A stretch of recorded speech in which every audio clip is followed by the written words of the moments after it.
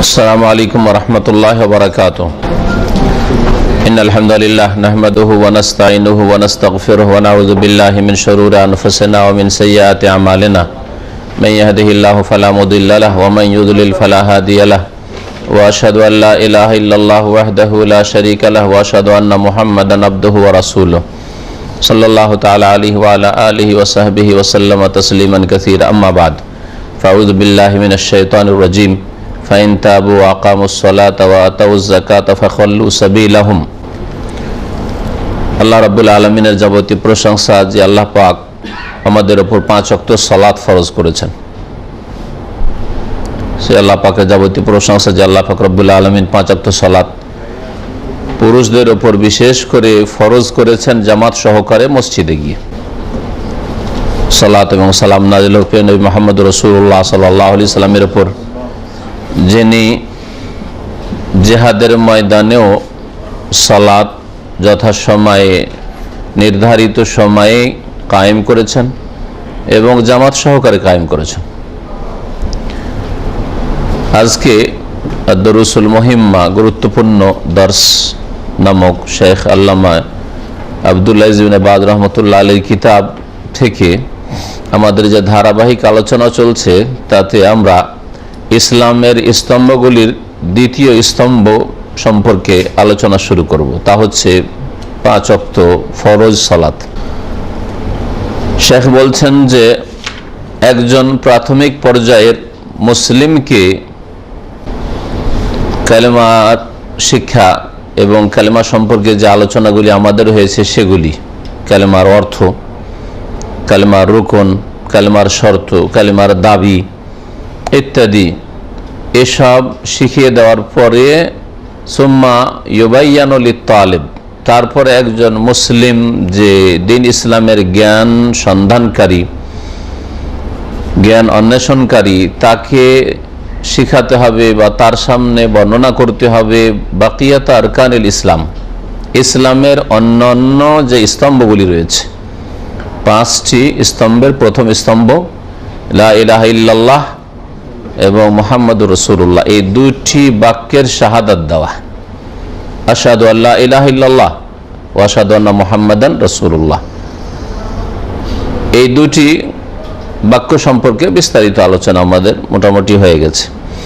তারপরে বাকি যে 5টি স্তম্ভের যেগুলি বাকি আছে সেগুলি শিখাতে হবে, আর সেগুলি হচ্ছে ওয়াহিয়া আস-সালাত, আর তার প্রথমটি হচ্ছে মানে দ্বিতীয় স্তম্ভ হচ্ছে ইসলামের সালাত, মানে হচ্ছে যেটা আমাদের দেশের ভাষায় ফার্সি, উর্দু, বাংলায় প্রচলিত উপমহাদেশে নামাজ বলা হয়, কিন্তু কোরআন হাদিসের ভাষায় ইসলামের পরিভাষায় সালাত, সেটি এটাই প্রয়োগ করা উচিত, এটাই ব্যবহার করা উচিত, এটা প্রত্যেক মুসলিমকে জানা উচিত।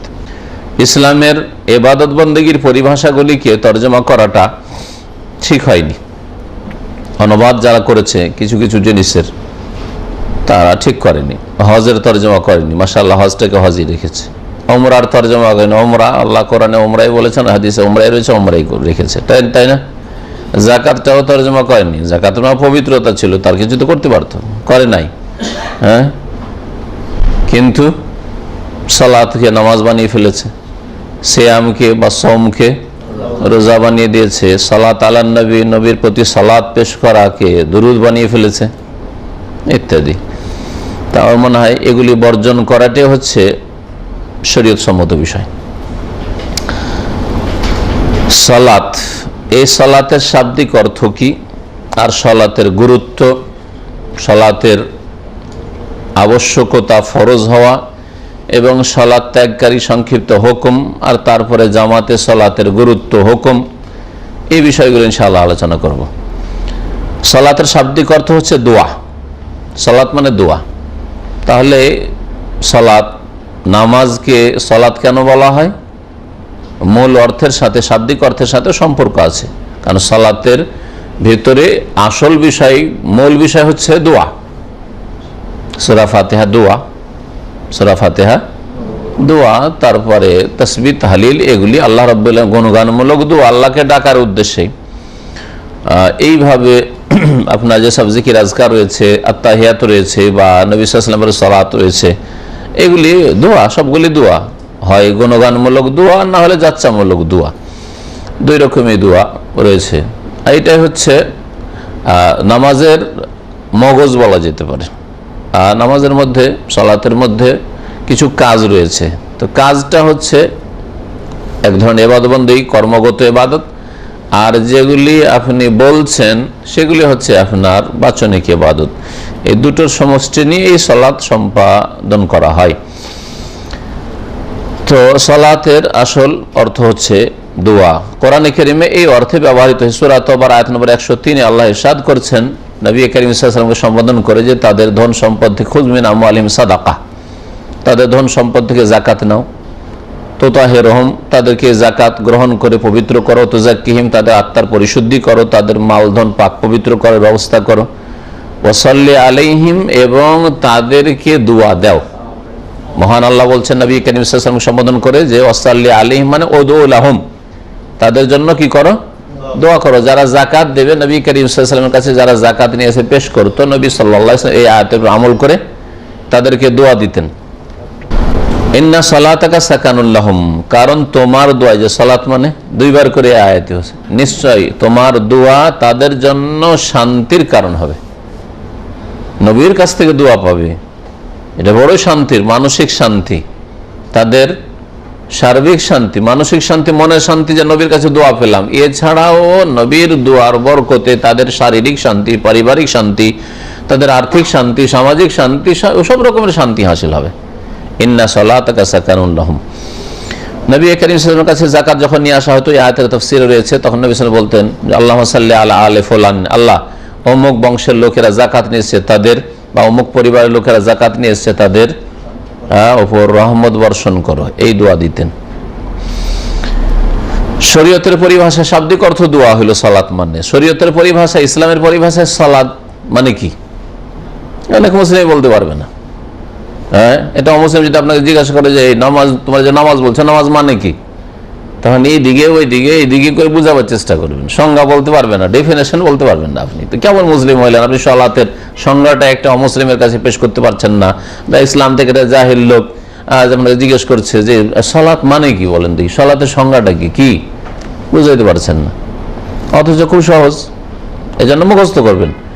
বলছেন আকওয়ালুন ওয়া আফআল মাখসুসা, আকওয়ালুন ওয়া আফআলুন মাখসুসা, মুফতাতাহাতুন বিত্তাকবীর মুখতাতামাতুন বিত্তাসলিম। বাংলায় বলি, আকওয়ালুন মানে কতিপয় কথা, কয়েকটি কথা, সহজ ভাষায় আকওয়ালুন কয়েকটি কথা, ও আফআল আর কয়েকটি কাজ, মাখসুসা বিশেষ বিশেষ। একসাথে মিলিয়ে বলি সবচেয়ে ভালো, বিশেষ বিশেষ কিছু কথা ও কাজের নাম। সালাত হচ্ছে কিসের নাম? বিশেষ বিশেষ। আপনার খেয়াল খুশি চলবে না, আল্লাহ রাব্বুল আলামিন যেগুলো বিশেষিত করেছেন এই কথা আর কাজগুলির মাধ্যমে আপনার সালাত হবে, নামাজ হবে।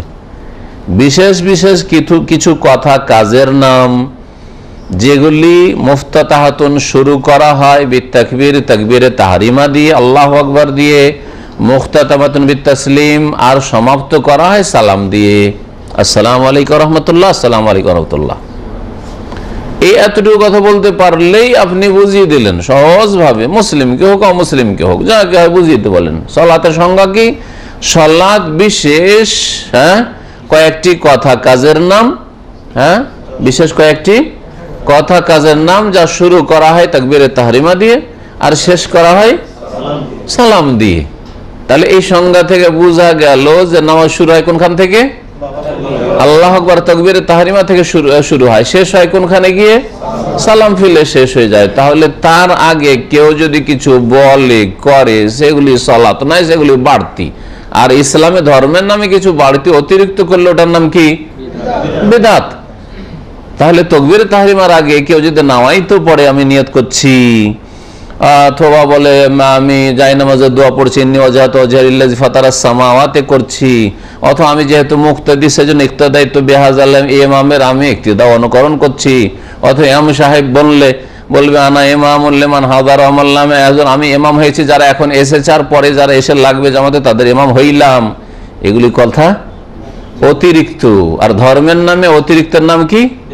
বিদআত। আর কুল্লু বিদআতিন, আর প্রত্যেক বিদআত দলালা, এটা নবী করিম সাল্লাল্লাহু আলাইহি ওয়াসাল্লাম বলে। সুতরাং এই কাজগুলি দলালা, গুমরাহি, কোনো সওয়াবের কাজ নাই। হ্যাঁ, এগুলি হয়তো এই বললে হবে না যে হ্যাঁ নিয়ত না পড়লেও চলে, এরকম কথা বললে হবে না। নিয়ত নেই এই পড়া, আসলে নিয়ত কি নেই? পড়া নেই, যায় নামাজের দোয়া পড়া নেই, ইক্তেদা তাহলে পড়া ইসলামে নেই। আসলে না করতে, আপনাকে ভুলকে অস্বীকার করতে হবে, বাতিলকে অস্বীকার করতে হবে। প্রত্যেক বিদআত গুমরাহি, ভাগ করলে চলবে না। এটা আপনার নিজের ঘর থেকে ভাগ করা, আপনার মোল্লাদের ভাগ করা যে বিদআত দুই রকমের, বিদআতে হাসানাও আছে, বিদআতে সহি, ভালো বিদআতও আছে, মন্দ বিদআত আছে। হ্যাঁ, ভালো বিদআত আছে, মন্দ বিদআত আছে। আর যেই সব বিদআতীরা যেসব বিদআত করে, ওরা বলে আমাদের গুলো ভালো, তোমাদের গুলো খারাপ। হ্যাঁ, সেটা বেরেলবিরা যে বিদআত করে, আমাদের দেওবন্দি কওমি ভাইয়েরা, ওইগুলো বিদআতে সহি, আমাদের গুলো হাসানা। এটা ইসলামের নেই।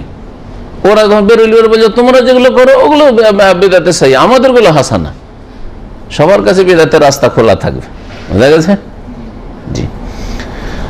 কুল্লু হিজবিন বিমা লাদাইহিম ফারিহুন, যেসব মতাদর্শ নিয়ে হ্যাঁ তারা চলাফেরা করে, সেগুলো নিয়ে নিজেরা আনন্দিত থাকবে, অথচ ইসলাম পাই না তারা।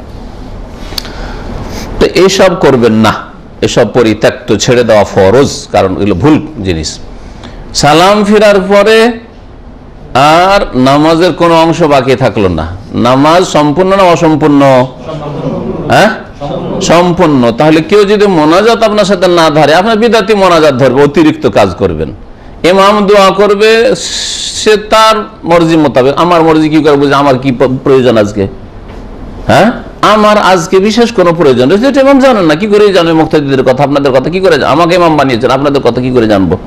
কার চাকরি নেই, কার বালা মুসিবত, কার শরীর অসুস্থ, কার মাথার ব্যথা, কার স্ত্রী অসুস্থ, এতগুলি জানবো কি করে? আর এতগুলি বলবো কি করে আমি? এতে যে অমুকের স্ত্রী ভালো করে দাও, ওর ছেলেকে ভালো করে দাও, ওর মাকে ভালো করে দাও, বাপকে ভালো করে দাও, এতগুলি বলবো কি করে আমি? আর জানবোই বা কি করে? তাহলে আমার দোয়া দিয়ে আমাকে ইমাম বানাইলেন, আমার দোয়া দিয়ে আপনাদের কি করে হবে? তো অযৌক্তিক দোয়া, এইসব সম্মিলিত দোয়া। হ্যাঁ, নিজের নিজের দোয়া নামাজের ভিতরে সবচেয়ে উত্তম দোয়া। আর নামাজের বাইরেও যদি করতে চান, অনুমতি আছে, কিন্তু নিয়মিত না, যে 5 ওয়াক্ত নামাজের দোয়া না করলে উঠবেন না, এরকম করবেন না। আপনি আপনার আল্লাহর কাছে চাইবেন, রবের কাছে চাইবেন, যে কোনো সময় আপনি চাইতে পারেন। নামাজের ভিতরে চাইলে সবচাইতে ভালো, নামাজের বাইরে চাইলে মাঝে মধ্যে চাইবেন, যাতে করে এটাকে আবার সুন্নত ফরজ লোকেরা না মনে কোথায় একা একাই করো, কিন্তু করতে হবে, এইটাও যেন না মনে, এটাও ভুল না থেকে যায়, ভুল। তো বলছিলাম যে সালামের সাথে শেষ হয়ে যায়, সংজ্ঞাটা মুখস্থ রাখবেন। জি, নামাজ প্রত্যেক মুসলিম সাবালকের ওপর কি ফরজ, নর হোক নারী হোক। ওয়াজিবুস সালাহ, নামাজ ফরজ। ওয়াকাদ আওজাবাল্লাহু আযজা ওয়া জাল্লা আলা ইবাদিহি আস-সালাহ, আল্লাহ তার বান্দাদের উপর নামাজ ফরজ করেছেন। ওয়া জাআলাহা হিয়াল ফারকু বাইনাল ইসলাম আল কুফর, আর এই নামাজকে ইসলাম আর কুফরির মাঝে পার্থক্যকারী বলে আল্লাহ রাব্বুল আলামিন চিহ্নিত করেছেন। নামাজ ইসলাম আর কুফরির মাঝে পার্থক্য করে, অর্থাৎ নামাজ পড়লে ইসলাম থাকে, আর নামাজ 5 ওয়াক্ত না পড়লে, 5 ওয়াক্ত নামাজে 70 রাকাত কমপক্ষে না পড়লে ইসলাম থাকে না। আর বাস্তবে দেখতে পাচ্ছেন, আজান হইল, একামত হইল, মুসলিম মসজিদে গেল, আর হিন্দু ইহুদি খ্রিস্টান বাইরে বসে থাকলো, না ঘরে শুয়ে থাকলো। পার্থক্য হইলো না? হইলো না? পার্থক্য হইলো। কিন্তু মুসলিমও শুয়ে আছে বা খেলাধুলা করছে, বাইরে বসে আছে, আর মুসলিম ইহুদি নাসারা হিন্দুও বসে আছে। আপনারা বিভিন্ন কোম্পানিতে মুসলিম একসাথে থাকছে না, তো এইরকম যদি পার্থক্য কোথায়? কি করে পার্থক্য করবেন যে এটা মুসলিমের সন্তান বেনামাজি আর এটা অমুসলিমের সন্তান? কি করে পার্থক্য? কোনো পার্থক্য নেই। দেখাই, হ্যাঁ, ইসলামের বহিঃপ্রকাশ হওয়া না হয় কোনো পার্থক্য নাই। এও ইসলাম প্রকাশ করলো না, এও ইসলাম প্রকাশ করলো। এটা অমুসলিমের সন্তান, ইসলাম প্রকাশ করলো না, যেহেতু ইসলাম বিশ্বাসী না। এই লোকটি জাতিতে মুসলিম, কিন্তু তার ইসলাম প্রকাশ করলো না, কি করে মুসলিম থাকলো? কখনো মুসলিম থাকে না। নামাজ, ফরজ নামাজ ছেড়ে দিলে মুসলিম থাকে না। এটাই হচ্ছে আল্লাহর কথা, এটা হচ্ছে রাসূলের কথা, এটা হচ্ছে সাহাবাই কেরামদের ইজমা। ভালো করে শুনে রাখেন, এই ক্ষেত্রে কোনো সন্দেহ রাখেন না। কমের পক্ষে মুসলিম হয়ে যদি বাঁচার আগ্রহ থাকে, হ্যাঁ, আর সদিচ্ছা থাকে, তো 5 ওয়াক্ত 70 রাকাত পড়ে দিয়ে 33 থেকে 40টা মার্ক হাসিল করে নেবেন। বাকিটা তো আল্লাহ নাজাত দিয়ে দিবেন। হয়তো সুন্নাত পড়তে পারলাম না, এই পারলাম না, সেই পারলাম না, আল্লাহ হয়তো মাফ করে দিতে পারেন, কিন্তু ফরজ নামাজের কোনো মাফ নেই। মহান আল্লাহ ইরশাদ করছেন, একটি আয়াত একটি হাদিস পেশ করেছেন, দেখেন, ফাইন তাবু আকামুস সালাত ওয়া আতাউজ যাকাত ফাখাল্লু সাবিলাহুম। মহান আল্লাহ বলছেন সূরা তওবা আয়াত নম্বর 5, তারা যদি তওবা করে, বেনামাজি ছিল তওবা করে, অমুসলিম ছিল তওবা করলো, ও আকামুস সালাত, তওবা করলে শুধু মৌখিক তওবা নয়, নামাজ কায়েম করে। আর নামাজ কায়েম করা মানে 5 ওয়াক্ত নামাজ যেইভাবে আল্লাহ পড়তে বলেছেন, হ্যাঁ, টাইমে টাইমে সময়, হ্যাঁ, সব কিছু নামাজ কায়েম করার কয়েকটি দিক রয়েছে, সবগুলি আমার একটা আলোচনাতে আছে। নামাজ যদি কায়েম করে, ওয়া আতাউজ যাকাত, আর যাকাত যদি প্রদান করে, ফাখাল্লু সাবিলাহুম, তাহলে তাদেরকে ছেড়ে দাও। সরকারকে বলা হচ্ছে, মুসলিম সরকারকে, ইসলামিক স্টেটকে বলা হচ্ছে, হ্যাঁ, ইসলামী রাষ্ট্রের নেতাকে বলা হচ্ছে, ফাখাল্লু সাবিলাহুম, তাহলে তাদের ছাড়ো, আর নাহলে ধরো, বাঁধো, আর শাস্তি দাও। বুঝা গেছে? জি হ্যাঁ, রাসূলুল্লাহ সাল্লাল্লাহু আলাইহি ওয়াসাল্লামকে সম্বোধন করা হয়েছে, হ্যাঁ, তারপরে খলিফা হয়েছেন আবু বকর, ওমর, ওসমান, আলী, তাদেরকে সম্বোধন করা হয়েছে। যুগে যুগে যে শাসক হবে তাকে সম্বোধন রয়েছে, আমাকে নাই, কারণ আমরা ধরতে পারবো না। ধরো, তো এটা ধরার ক্ষমতা আমাদের আছে, হ্যাঁ, তবে আপনার স্ত্রীকে ধরার ক্ষমতা আছে, আপনার ছেলে মেয়েকে ধরার ক্ষমতা আছে, নামাজ পড়ো, নাহলে রাখবো না, এটা করতে হবে। কারণ আপনি আপনার বাড়িতে রাজা, এই করলে হবে না, যে তার স্বাধীনতা আছে। আজকালকার এক শ্রেণীর বেকুব লোকগুলো আছে, বলছে আমার স্ত্রী ধর্মীয় স্বাধীনতা আছে। আরে ছেলে মেয়েরা সাবালক সাবালিক হয়েছে, তাদের ধর্মীয় স্বাধীনতা আছে। ওরাও যখন বুঝবে নামাজের গুরুত্ব পড়বে, আর একই অন্যে খাচ্ছেন, একসাথে নিয়ে সংসার করছেন, হারাম। আল্লাহ আপনাকে এখানে শাসক করেছেন, সরকার, বড় সরকারের উপর সব দোষ চাপিয়ে দিচ্ছেন, আর আপনি যে বাড়ির সরকার হয়ে বসে আছেন, আপনার উপর কে দোষটা হবে? আল্লাহ চাপিয়ে রেখেছেন। হ্যাঁ, তাহলে ছাড়া যাবে, না হলে ছাড়া যাবে না। যদি নামাজ কায়েম করে তাহলে ছাড়ো, না হলে ধরো, এটাই তো অর্থ হয় না? জি। ওয়াফি হাদিসে মুআয বিন জাবাল রাদিয়াল্লাহু তাআলা আনহু থেকে বর্ণিত হাদিসে রয়েছে, লাম্মা বা'আসা ইয়ামান, যখন রাসূলুল্লাহ সাল্লাল্লাহু আলাইহি ওয়াসাল্লাম ইয়ামান দেশে তাকে গভর্নর, দায়িত্বশীল করে পাঠিয়েছিলেন, বলেছিলেন তাকে, কাল ইন্নাকা তাতি কওমান মিন আহলিল কিতাব, তুমি এমন এক জাতির কাছে যাচ্ছ যারা হচ্ছে আহলি কিতাব। সেখানে সেই যুগে ইহুদিরা বসবাস করত। ফাদউহুম ইলা শাহাদাতি আল্লাহ, আহলি কিতাবের কাছে যাচ্ছ, ওদের কাছে কিছু নলেজ আছে ধর্ম সম্পর্কে, যখন আহলি কিতাব তাওরাত ইনজিল তাদের কাছে আছে, তা তাদেরকে আহ্বান করো লা ইলাহা ইল্লাল্লাহর শাহাদাতের দিকে।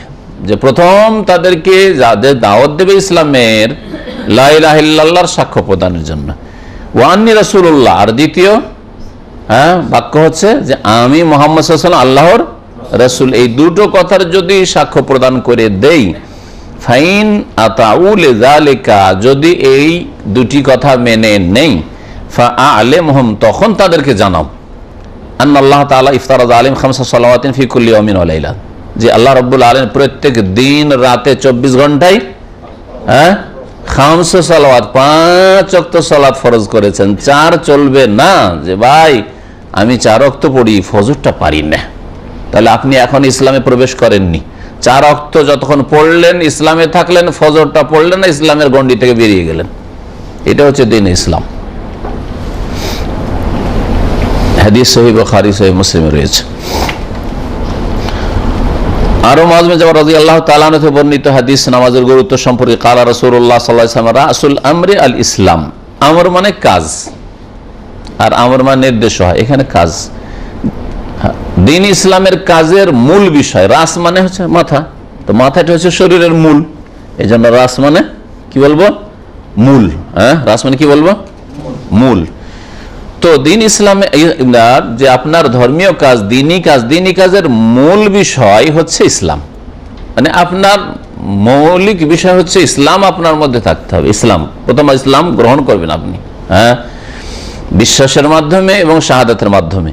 ও আমুদহু, আর ইসলামের স্তম্ভ, খুঁটি হচ্ছে, আমুদ মানে খুঁটি, ইসলামের খুঁটি হচ্ছে কি? আসসালাহ, এটা মূল খুঁটি বোঝানো হয়েছে। নাহলে 5টা ইসলামের খুঁটি, স্তম্ভ আর কারণ ইসলাম, কিন্তু এখানে মূল স্তম্ভ বোঝানো হয়েছে। ওয়াজিরওয়াতু সানামিহিল জিহাদ ফি সাবিলিল্লাহ, আর ইসলামের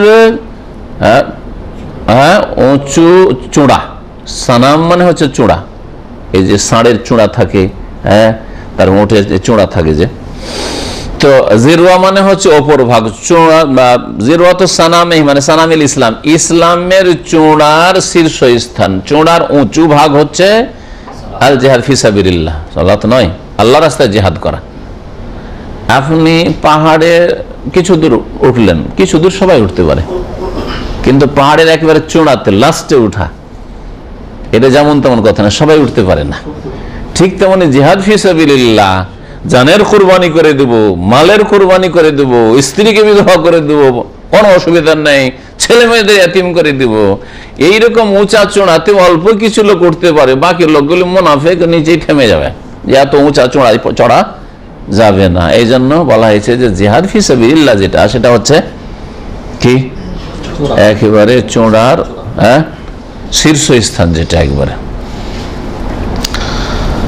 রাহুল ইমাম আহমদ তিরমিজি, হাদিস মুসনাদ আহমদ তিরমিজিতে রয়েছে। এমন কি শুধু অস্ত্রের জিহাদ নয়, অস্ত্রের জিহাদ তো সবচেয়ে বেশি, কুতিবা আলাইকুমুল কিতাল ওয়া হুয়া কুরহুল লাকুম, আল্লাহ কোরআনে বলছেন তোমাদের উপর সশস্ত্র লড়াই ফরজ করা হয়েছে, শর্ত সাপেক্ষ যে শর্তগুলি রয়েছে সেটা শাসক নির্দেশ দিবেন, তার আদেশে হবে, কিন্তু সেটা হচ্ছে আল্লাহ নিজেই বলছেন, আল্লাহ জানছেন মানুষের স্বভাব।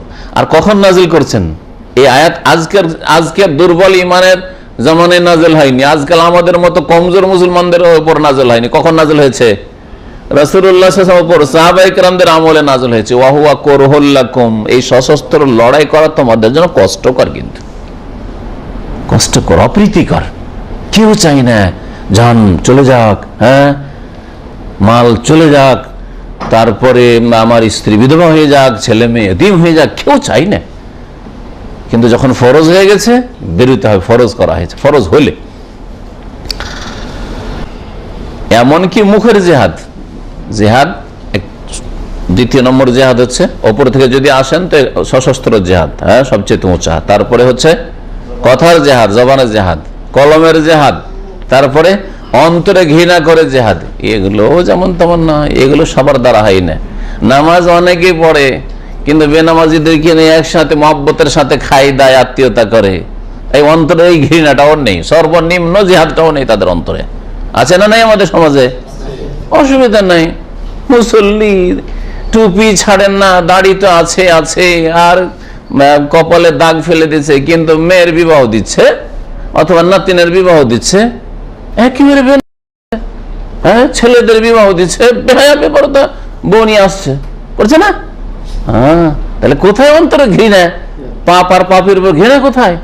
মহব্বত করে সেজন্য তার ঘরে নিয়ে আসছে, বা মেয়ে উঠিয়ে দিচ্ছে, বোন উঠিয়ে দিচ্ছে।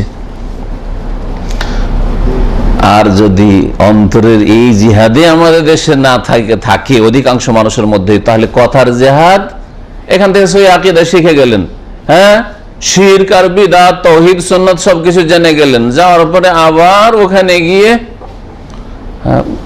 যেমন ছিলেন দেশে তেমন হয়ে গেলেন, ওখানে গিয়ে মুখ বন্ধ, ভাই এখানে কিছু বলা যাবে না, সমালোচনার পাত্র হব, এতটা ভয়, এইটাই বড় ভয়, মার খাবো এই কথা নয়, সমালোচনার পাত্র হব, লোকে যেই সেই বলবে, ক্রিটিসাইজ করবে, এসব কথা শুনবো না ভাই, যে যেখানে যেমন চলছে চলুক।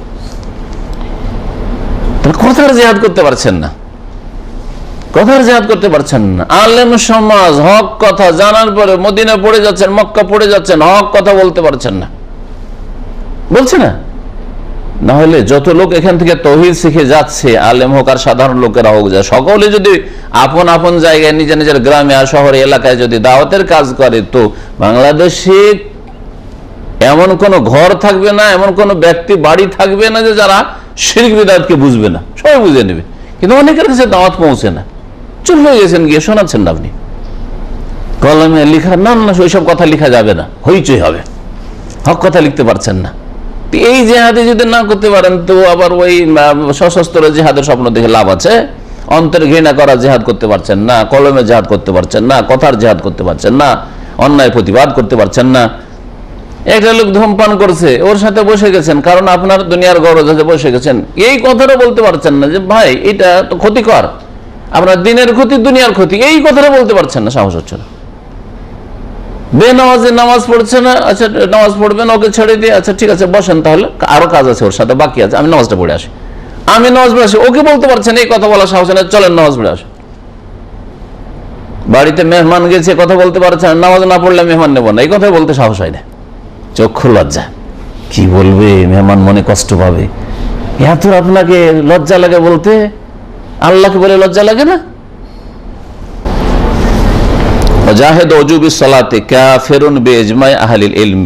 নামাজ সম্পর্কে নামাজ ত্যাগকারী দুই রকম। এক হচ্ছে নামাজ অস্বীকারী। কেউ যদি নামাজকে অস্বীকার করে, মুখে অস্বীকার করুক অথবা অন্তরে অস্বীকার করে, মুখে ফিটে অস্বীকার করলো, নামাজ পড়ে কি হবে? হ্যাঁ, আমি নামাজ পড়বো না, এটা হচ্ছে মুখে ফিটে অস্বীকার করা। না বলে না, হয়তো মুসলিম সমাজে বাস করে, মেজরিটি মুসলিম, বলে না এই কথা, কিন্তু ভিতরে আছে আমি নামাজ পড়বো না, তাহলে সে কি ইনকার করে না? অস্বীকার করে না? কারণ আল্লাহ অন্তরের, যেমন জবানের হিসাব নেবেন, হাত পায়ের হিসাব, অঙ্গ প্রত্যঙ্গের হিসাব নেবেন, তেমনি অন্তরের হিসাব নেবেন। অন্তর থেকে নামাজ আমি পড়বো না। মেলা বাবার ছেলে আছে যাদের নামাজ পড়তে বলে ঘাড় মাকা করে চলে যায়, সাবালক শিয়ানা হয়েছে সেই জন্য বলে না, বাপের সামনে বলবে না নামাজ পড়বো না, কিন্তু যাও যাও তুমি যাও, আসছি যাও, গেল না। তো কি অস্বীকার করে নামাজ? অবশ্যই অস্বীকার করে। তো এই মশলাটা ভালো করে জেনে রাখেন যে মুখে অস্বীকার করুক, হ্যাঁ, অথবা অন্তর অস্বীকার করুক, যদি কেউ নামাজকে, নামাজের ফরজ হওয়াকে অস্বীকার করে, নামাজ পড়বো না আমি, তাহলে সে কাফেরুন, সে হচ্ছে কাফের, অমুসলিম, বেইজমায়ে আহলিল ইলমে, সমস্ত ওলামাদের এই ক্ষেত্রে ইজমা, ঐক্যমত রয়েছে। হানাফি, শাফেঈ, মালিকি, হাম্বলি, আহলে হাদিস, সমস্ত ওলামারা, আহলে সুন্নাত ওয়াল জামাতের সকলে বলছেন যে যে ব্যক্তি অস্বীকার করবে, মুখে অস্বীকার করুক, উচ্চারণ করে, অথবা অন্তরে অস্বীকার করুক যে নামাজ পড়বো না, নামাজের ফরজ আমি মানি না, হ্যাঁ, তাহলে সে মুসলিম নয়, কাফের। একজনের মাসলা হলো এক শ্রেণীর বেনামাজির কথা। আর এক শ্রেণীর বেনামাজি যে নামাজ ছাড়ে কিন্তু নামাজ ত্যাগকারী, কিন্তু তাহাওনান, অবহেলা করে, ওয়াকাসলান, আর অলসতা করে, গড়িমসি করে, আচ্ছা পড়ছি, পড়বো, মাঝে মধ্যে পড়ে, মাঝে মধ্যে পড়ে না, আর নামাজের প্রতি বিশ্বাস আছে কিন্তু দোয়া করবেন, এইসব নামাজিগুলোকে যদি বলেন নামাজ চার নামাজ পড়েন, হুজুর দোয়া করেন, আমাদের আপনি নামাজি হবেন, আপনি কর্ম করবেন না, আর এটা হয়? তো অলসতা, অবহেলা করে যারা নামাজ ছাড়ছে, পড়ছি, পড়বো, এখনো বয়স আছে, মাল ইকরারে বিউজুবিহা, অথচ সে স্বীকার করে যে নামাজ ফরজ, স্বীকার যদি করে নামাজ ফরজ, ভাই নামাজ ছাড়া মুসলিম হওয়া যায় না, কিন্তু ছুটে যাচ্ছে মাঝে মধ্যে, পড়বো, পড়ছি, এইরকম যদি করে, এই ক্ষেত্রে দ্বিমত রয়েছে।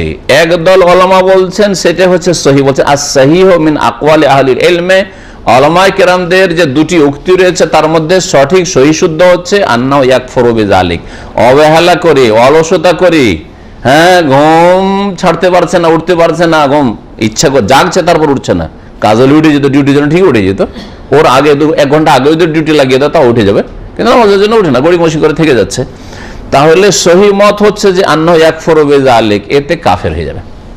তাহলে অবহেলা করে যারা অলসতা করে নামাজ ত্যাগ করে, নামাজ ত্যাগকারী, অস্বীকারী নয়, মুখে অস্বীকার করে না আর অন্তরে অস্বীকার করে না, বিশ্বাস করে নামাজ ফরজ কিন্তু অবহেলা করে ছাড়ে, সহিহ মত কাফের হয়ে যাবে। 3টি দলিল পেশ করেছেন ভাষ্যকার এখানে। আর আরেকটি মত হচ্ছে যে বড় কাফের হবে না, ছোট কাফের মানে ফাসিক, গুনাহগার হবে, দীর্ঘকাল জাহান্নামে থাকবে, আল্লাহর রহমতে কোনোদিন হয়তো উদ্ধার পেয়ে আসবে। আর যারা বলছেন বড় কাফের হবে তারা বলছে চিরকাল জাহান্নামে থাকবে, যেমন কাফের মুশরিক জাহান্নামে থাকে ওই রকম।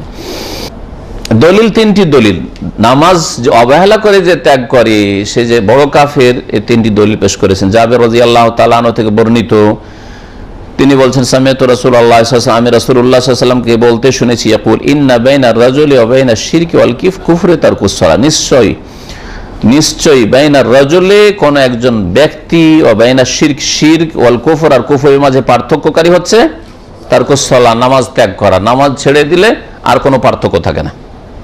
একজন মানুষ শিরক কুফরি থেকে দূরে থাকে, শিরক কুফরি তার থেকে দূরে থাকে কতক্ষণ?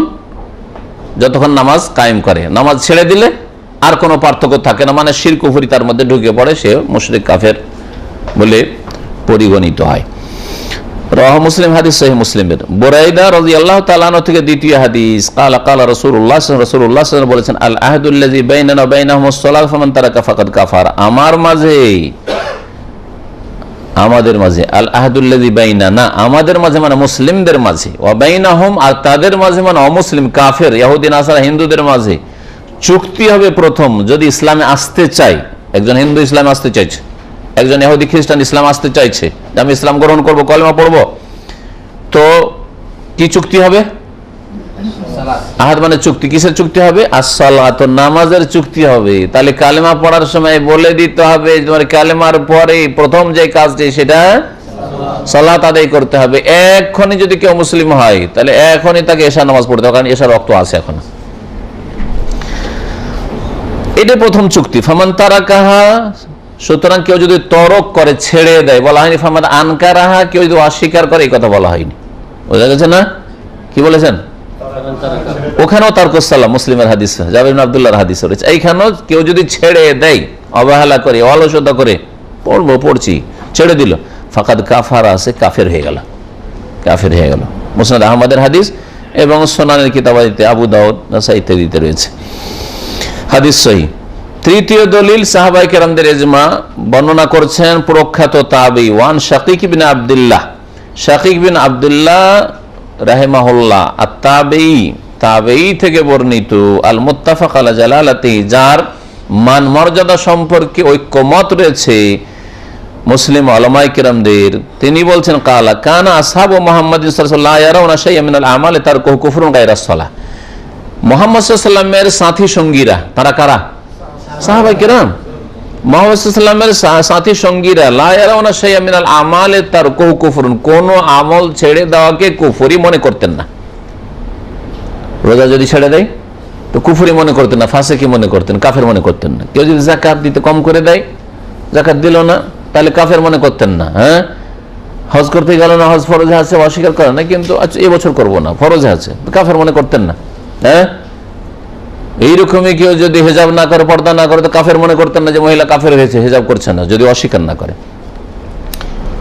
কিন্তু নামাজ ছেড়ে দিলে কাফের মনে করতেন। বলছেন যে কোন আমল ছেড়ে দেওয়াকে তারা কুফরি মনে করতেন না, গায়রা সালাহ, নামাজ ব্যতীত, নামাজ ছাড়া। তার মানে নামাজ ছেড়ে দিলে কি মনে করতেন? সাহাবায়ে কেরামরা সকলেই কাফের মনে করতেন। রাওয়াহু তিরমিজি, হাদিস তিরমিজিতে রয়েছে এবং হাদিসের সনদ সহিহ।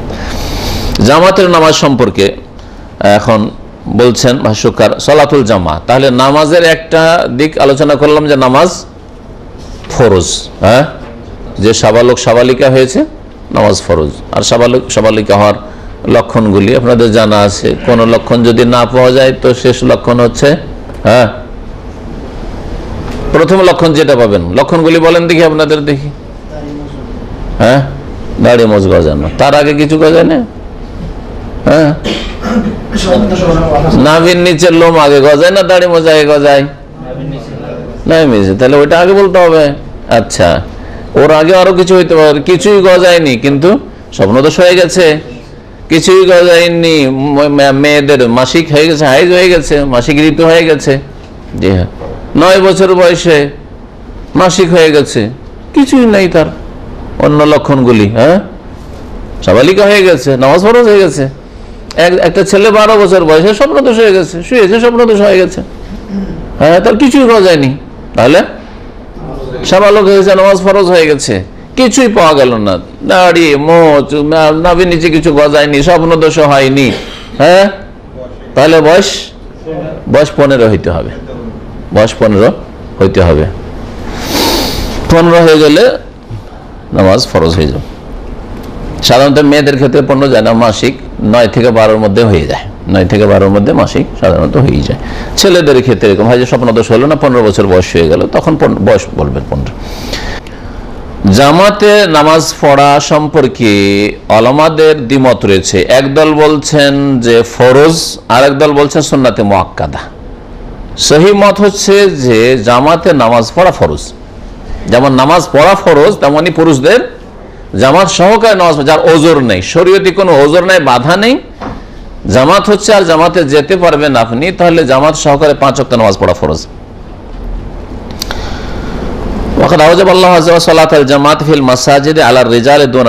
ভাষ্যকার তাই বলছেন জামাতের নামাজ আল্লাহ ফরজ করেছেন মসজিদে পুরুষদের ওপর, মহিলাদের উপর নাই। মহিলাদের জন্য জামাত ফরজ নেই। ওরা বাড়িতে পড়বে, ওদের জন্য বাড়িতে নামাজ পড়লে বেশি সওয়াব রয়েছে। কাল আল্লাহ তাআলা এর দলিল হিসাবে দুটো আয়াত পেশ করেছেন, একটা হাদিস পেশ করেছেন।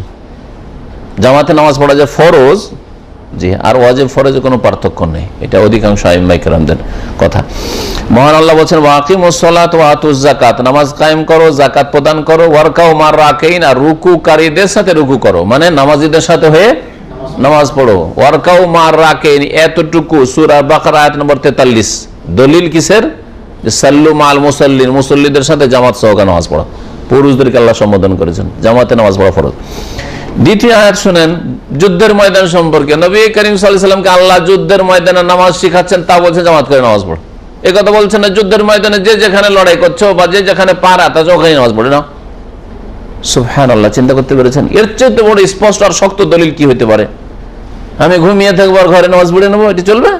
হ্যাঁ, যে মসজিদে গেলে দেরি হবে তাই তাড়াতাড়ি এখানে নামাজটা পড়ে নি, শুয়ে যাই, কাজ করি না। এভাবে নামাজ আল্লাহ কবুল করবেন না, গোমরাহ হয়ে যাবে, গোমরাহ হয়ে যাবে এভাবে নামাজ পড়লে। মহান আল্লাহ বলছেন দ্বিতীয় দলিল, ওয়াইদা কুনতা ফীহিম, হে নবী তুমি যখন তোমার সাহাবায়ে কেরামদের সাথে থাকবে জিহাদের ময়দানে, আলোচনা জিহাদের ময়দান সম্পর্কে চলছে। ফাআকামতা লাহুমুস সালাতা, তাদের জন্য নামাজ কায়েম করবে, নামাজের ইকামত দিয়ে শুরু করবে, নামাজ শুরু করবে। নামাজ শুরু করলে এখন জিহাদের ময়দানে সবাই যদি নামাজে দাঁড়িয়ে যায়, সবাই যদি সিজদায় পড়ে যায় তো মেরে দিবে কাফেররা। তো কি করতে হবে? আল্লাহ শিখে ফালতাকুম তায়ফাতুম মিনহুম মাক, তখন তোমার সাথে যেন একদল নামাজে দাঁড়ায় আর আরেক দল দুশমনদের সামনে, শত্রুদের সামনে দাঁড়ায়। যদি কিবলার দিকে না থাকে তাহলে দুই লাইন করবে, এক লাইন শত্রুদের সামনে পাহারা দিবে আর এক লাইন কিবলামুখী হয়ে নামাজ আদায় করবে। আর যদি কিবলার দিকে, সামনের দিকে শত্রু আছে, যেদিকে কিবলা ওই দিকে শত্রু দুশমন আছে, ওই দিক থেকে হামলা হইতে, পেছন দিকে হামলার কোনো ভয় নেই, তাহলে সবাই একসাথে লাগবে, রুকু পর্যন্ত করবে, সেজদার বেলা সেজদা এক লাইন করবে, আরেক লাইন দাঁড়িয়ে থাকবে পাহারায়।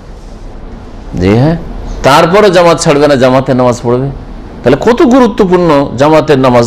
আর এটাকে সুন্নাতে মুআক্কাদা করে দিবেন। কোন মাযহাবে যদি সুন্নাতে মুআক্কাদা বলে এটা সহিহ হইতে পারে, কখনো সহিহ হইতে পারে না। তাই বলছেন ফাউজাবাল্লাহু সালাতাল জামাত ফিল হারবে, আল্লাহ রাব্বুল আলামিন জামাতে নামাজ পড়া যুদ্ধের ময়দানে ফরজ করেছেন। ফাকাইফা বিহালিস সিলমে, তাহলে যখন নিরাপত্তা থাকবে তখন কত গুরুত্বপূর্ণ। তাহলে যুদ্ধের ময়দানে যেখানে নিরাপত্তা নেই সেখানে যদি আল্লাহ ফরজ করে জামাত করে নামাজ পড়ো, তাহলে আপনি যখন আরামে ঘুমাচ্ছেন নাকে তেল দিয়ে, আর মসজিদে আজান হচ্ছে, মসজিদে যেতেও পারবেন, আজান শুনতে পাচ্ছেন, আর জামাতে যাবেন না। ওয়াকাল আলাইহিস সালাতু সালাম, হাদিস থেকে একটি দলিল, নবী করিম সাল্লাল্লাহু আলাইহি ওয়াসাল্লাম বাড়ি ঘরে জ্বালিয়ে দিতে চেয়েছেন। লাকাদ হামামতু, আমার ইচ্ছা হচ্ছে, আনা আমরা বিস সালাতে, যে নামাজের আদেশ করি, ইকামত হোক, ফাতুকাম, ইকামত দেওয়া হোক, সুম্মা আমরু রাজুলান, তারপরে একজন লোককে নির্দেশ দিই, আইয়ুসাল্লি বিন নাস, যে তুমি আমার জায়গায় নামাজ পড়াও। মসজিদ নববীতে নবী করিম সাল্লাল্লাহু আলাইহি ওয়াসাল্লাম বলছেন যে আমার ইচ্ছা হচ্ছে যে একজনকে নামাজ পড়াইতে লাগিয়ে দেব। সুম্মা আনতালিকু বিরাজালিন, তারপর ওই সব লোকদের কাছে আমি চলে যাই, মাহুম হাজমুন মিন হাতাব, বেরেজাল কিছু লোক, সুম্মা আনতালিক বেরেজাল, বেশ কিছু লোককে আমার সাথী সঙ্গী নিয়ে যাই।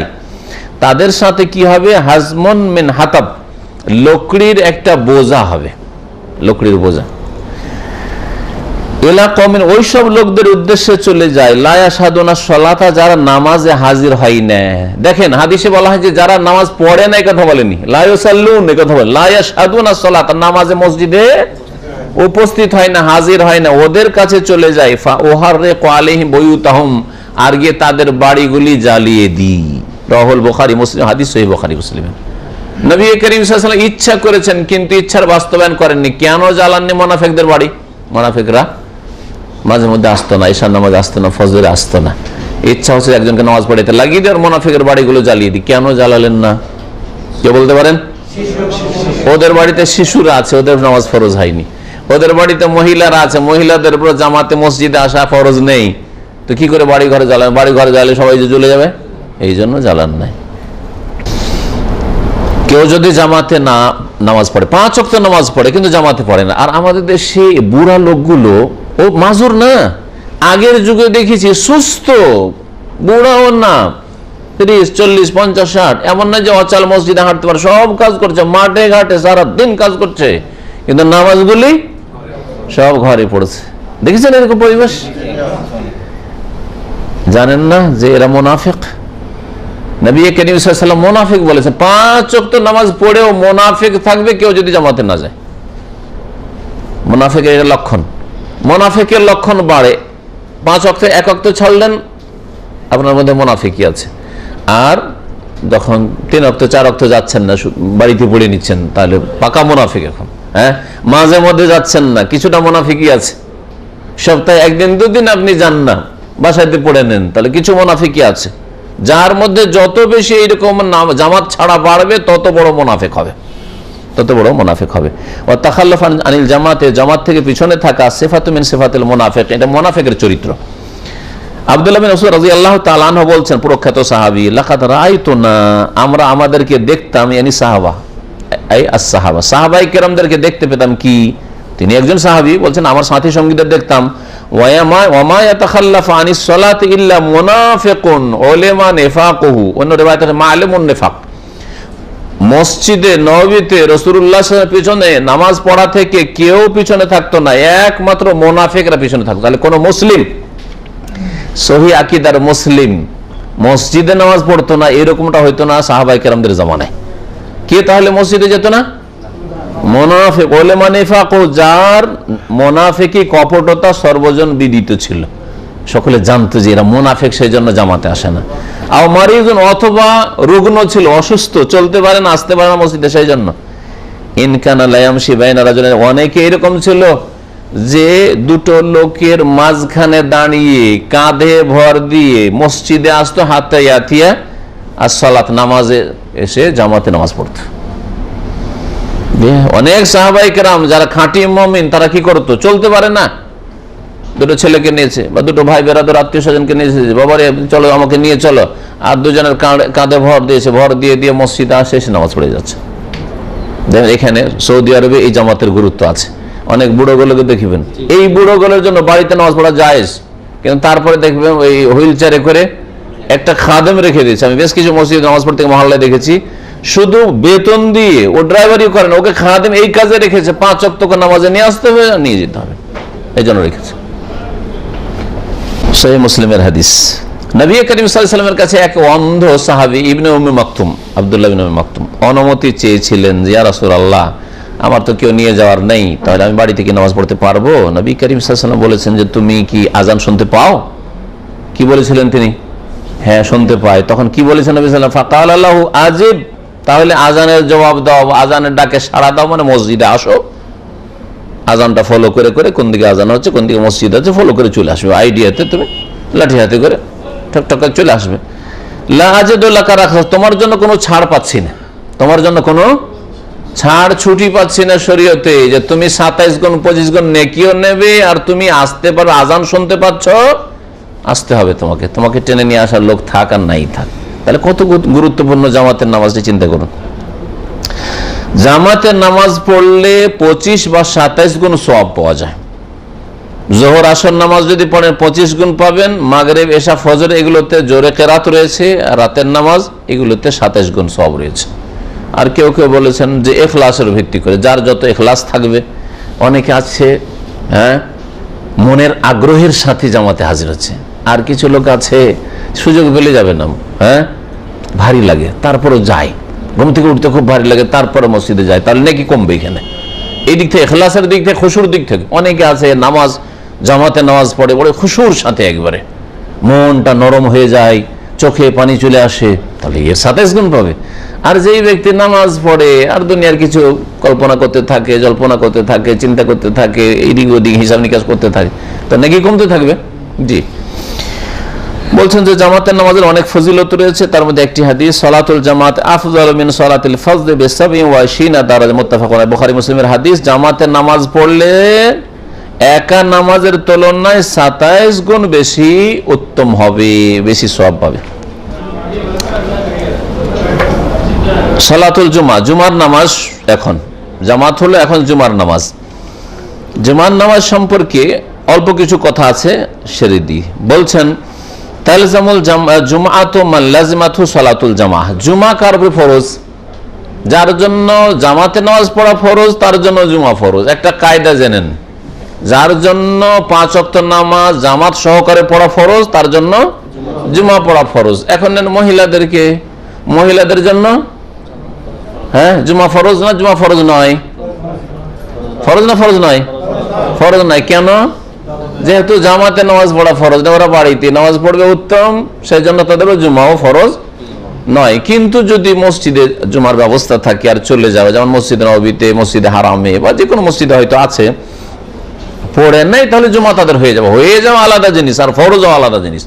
ফরজ নয়, কিন্তু যদি জুমা পড়ে নেই তাহলে আর জোহর পড়া লাগবে না, তাদের হয়ে গেল। এইরকমই অসুস্থ রোগী মানুষ, বড় কষ্ট হয়। জামাত ফরজ আছে, জামাত ফরজ নেই, তো জুমা ফরজ নেই। অসুস্থ, হ্যাঁ এমন অসুস্থ যে যেতে পারবেন, সর্দি কাশি আছে, মসজিদে যেতে পারবেন, কিন্তু না মসজিদে গিয়ে যে আমি জামাতে নামাজ পড়বো 10 মিনিট 15 মিনিট থাকবে, এটা সম্ভব না আমার, হ্যাঁ, বা যাওয়া আসা সম্ভব নয়। তাহলে এইরকম রোগী হইতে হবে। এইরকম রোগীর ওপর যেমন জামাত ফরজ নেই, তেমনি জুমাও ফরজ নেই। ওমিন শুরুতেহা, জুমার নামাজের এখানে কয়েকটি শর্ত উল্লেখ করেছেন। প্রথম শর্ত হচ্ছে ফেলুহা ফি ওয়াক্তিহা, জুমার নামাজ জুমার সময়ের মধ্যেই পড়তে হবে। সময় পার হয়ে গেলে জুমার নামাজ পড়া যাবে না। সময় পার হয়ে গেলে তখন জোহর হিসাবে কাজা করতে হবে। দেখেছে, নামাজ জুমার যে টাইম রয়েছে জুমার টাইমে পড়তে হবে। জুমার টাইম সম্পর্কে আলোচনা আজকে করবো না, কারণ ওইটা আবার ফিকহের মশলা লম্বা চলে আসবে। জুমার নামাজ মাথার উপর থেকে সূর্য পড়ার পরেই পড়া জরুরি না, তার আগেও জায়েজ রয়েছে, বিভিন্ন দলিল, অনেক দলিলের প্রয়োজন রয়েছে, সেগুলো অন্য আলোচনা আমাদের চলে এসছে। বুলুগুল মারামের ধারাবাহিক যে আলোচনাগুলি আমাদের আছে সেগুলিতেই আলোচনা অলরেডি হয়ে আছে। দ্বিতীয় শর্ত হচ্ছে আনতাকুনা বেকারিয়া, কোন জনপদে, গ্রাম বা শহরে হইতে হবে। এই জুমার নামাজ কোথায় হইতে হবে? গ্রাম বা শহরে হইতে হবে। কারিয়া মানে জনপদ, যেখানে জনগণ স্থায়ী বসবাস করে। স্থায়ী বসবাস যেমন শহরে করে তেমনি গ্রামে করে, আমাদের দেশের গ্রামগুলিতেও করে, সেখানেও জুমা আছে। ওমানা যালিকা, কারিয়া হওয়ার অর্থ ইস্তিতান, মানে যেখানে বসবাস করে, স্থায়ীভাবে বসবাস করে লোকজন, বাড়িঘর বেঁধে আছে। তাহলে এর বিপরীতটা কি? এর বিপরীত হচ্ছে যাযাবরদের জিন্দগি, বেদুইনদের জিন্দগি। তাঁবু লাগিয়ে দিয়েছে, বকরি ছাগল উট চড়াচ্ছে, এখানে ঘাস আছে, পানি আছে, 1 মাস 2 মাস থাকলো, তারপরে যখন ওখান থেকে ঘাস শেষ, পানি শেষ, আবার ওখান থেকে 50-100 কিলোমিটার কোথাও চলে গেল, দিয়ে আবার ওখানে তাঁবু লাগিয়ে দিলে, দেখলো পানি আছে, ঘাস আছে, থাকি এখানে 10-15 দিন 20 দিন। এইরকম যারা জীবন কাটায়, আরব মরুভূমিতে নবী সাল্লাল্লাহু আলাইহি ওয়াসাল্লাম অনেক বেশি ছিল, এখন ধীরে ধীরে কমতে কমতে অনেকটাই কমে আসছে, তারপরেও আছে। আমি এইরকম 2-1টা ভ্রমণ করে, একবার 50 কিলোমিটার দূরে এক আর্মি আমাকে নিয়ে গেল, দিনদার লোক, বলছে যে আমার বাড়ি আছে 50 কিলোমিটার দূরে, ওই রকমই একেবারে 50 কিলোমিটার, বুঝতে পারছেন মরুভূমিতে 50 কিলোমিটার, ওখানে মাত্র ওরা 4টা ভাই আছে, আর কেউ নেই, 4 ভাই, আর কোনো বাড়িতে কিচ্ছু নেই, ওরা বাস করে, আর কেউ নেই। তো এইরকম জায়গায় বকরি ছাগল চড়ায়, ওখানে ওর আত্মীয় স্বজনরা থাকে, ওই রকমই যাযাবরের জিন্দেগি কাটায়। তো এইরকম জায়গা যেগুলি, সেগুলিতে জুমা নেই, সেগুলিতে জুমা নেই। এইরকমই তো মরুভূমিতে আপনারা চলে যান, এই মাসলে অনেক ভুল করে আমাদের আহলে হাদিস আলেম ওলামারা, এই ফতোয়াতে অনেকে ভুল করেছে।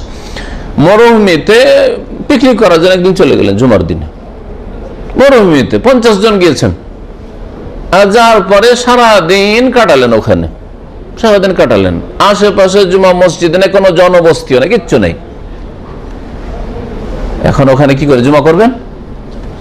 না ওটা শহর, না ওটা স্থায়ী, ওখানে বসবাস করে লোকজন আছে, কারিয়া, গ্রামও বলতে পারবেন না, শহরও নয়, ওইটা কি মরুভূমি। তো এইরকম জায়গায় জুমা নেই, এরকম জায়গায় জুমা নেই। এই দ্বিতীয় শর্ত দিয়ে ক্লিয়ার হলো। কিন্তু এখানে ভুল ফতোয়া কিভাবে দিয়েছে আমাদের সহিহ আকীদা, অনেক আলেমরা ভুল ফতোয়া দিয়েছে। কিভাবে? যে জুমা সর্বনিম্ন সংখ্যা জুমার জন্য কয়জন লাগে? ওরা দেখছে 3 জন, কেউ 2 জনও বলেছে, 3 জন, ধরেন 3 জন নিলাম, একজন খুতবা দিবে, 2 জন খুতবা শুনবে, তো 3 জনে যখন হয়ে যায়, বলছে আমরা 50 জন মরুভূমিতে আছি, তো 3 জনের জুমা হয়, তো হবে না কেন? কিন্তু ওই জিনিসটা ভুলে গেল যে এটা জনপদ নয়, আমরা মাঠে ঘাটে কোথায় এসছি, বন জঙ্গলে, মাজরা ফার্মে এসছি। হ্যাঁ, বুঝা গেছে? বড় বড় মাজরা আছে মরুভূমির মধ্যে, আছে না নেই?